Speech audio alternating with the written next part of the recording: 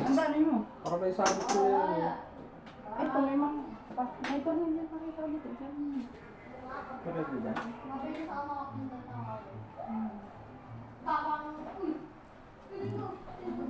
Pako.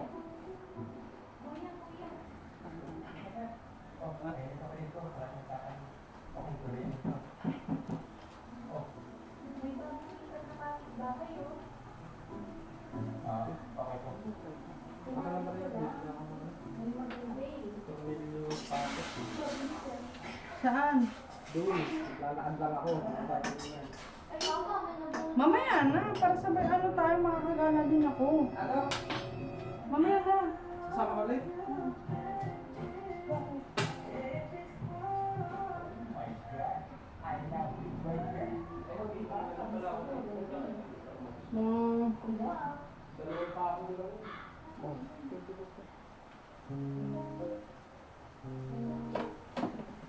Binugulong-gulong ko. Kung ganyan ko. Ano? Naulog?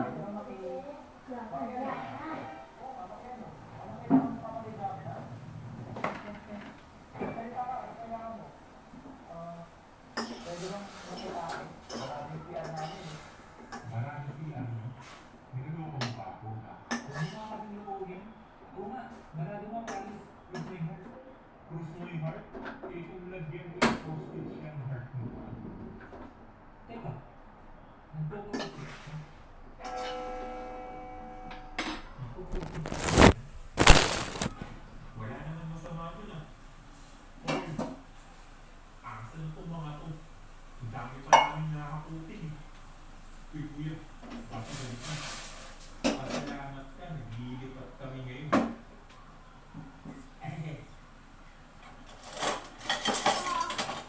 Hanip mga kuya mo, no? Overprotecting sa'yo. Okay lang yan. It's ko naman eh. Bunso ka siguro, tsaka hindi isang babae ka, no? Anyway, ano na pala? Roberto. Roberto? Ay na.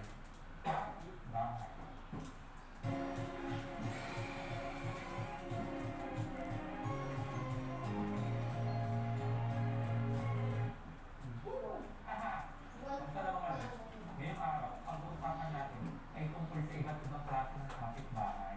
O, baka yung iba dito kapitbahay na. Game. Dun sa una, pamilya de la Cruz. Since de la Cruz ang pinaka-core na activity natin mga Pinoy, sila ang una natin. Sila yung pinaka-normal na kapitbahay. Normal na bahay, normal na pamilya. Typical na Pilipino ika na. Next naman, ay tinatawag ko na chismosa family. Ito yung kapitbahay ng mga chismosa. Yung hindi mo alam kung paano nila nakukuha yung balita nila. Uy, Mark, alam mo ba? Balita ko yung one daw na nakatira dyan sa papas. O ano, Mark? Makita nung anak ko sa araw. Totoo nga yung chismis. Sobrang guwapo daw. Ay, talaga? Oo, Mark. Ay, huwag mo masyado pagkanaman.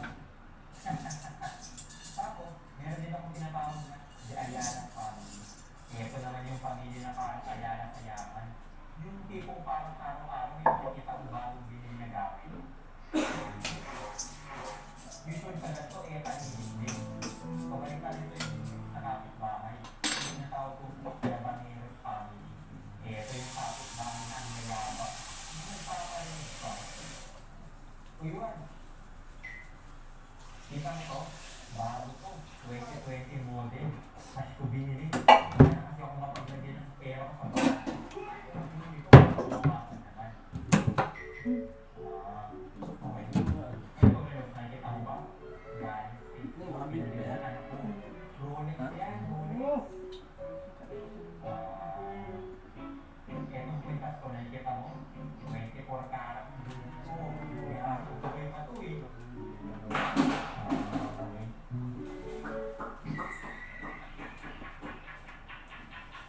Next na kapitbahay naman, tinatawag ko El Basoreros Family. Ito naman yung literal na makalat na kapitbahay. Yung sa kanila yung pakatmulinis mo. Yung hindi man lang mawala yung harap ng bahay. Tapos, meron din yung Geranius Family. Ito yung kapitbahay na iiwasan mo. Yung mga warranty. Ano tinitingin mo dyan? Baka pasabi ko mukha ko dito sa limang balat. Tapos, meron din yung Espiritu Family. Ito naman yung kapitbahay na parang walang karo sa bahay. Yung parang massive house. Yung parang kahit minsan, di mo pa nakita yung mga nakatira sa bahay na yun.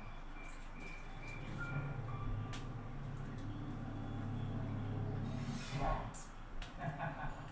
Lapit pala halo.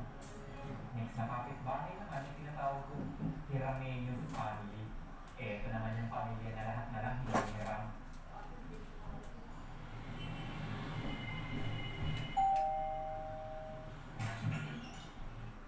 Hi. Hello. Baka pwede naman makahiram ng walis. Babalik ko din bukas. Sige po, kunin ko lang. The next day. Uy, baka pwede naman makahiram ng dustpan. Nasira kasi yung sa amin eh. Sige po. The next day. Uy, baka pwede naman makahiram ng kamatis. Nagkulang kasi yung pangsigang ko eh. Sige po. The next day. Uy, baka pwede naman makahiram ng 500. Nagkulang kasi yung pangbayad ng gas eh. 200 lang dala ko eh. Okay yan. Next time magtipid ka para makahiram mo ko ng mas malaki. Salamat.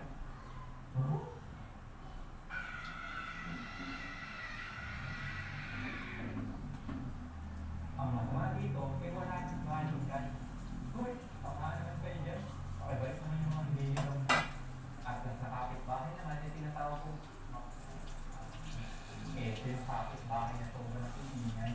Yung alam na alam yung nangyayari sa bahay nila.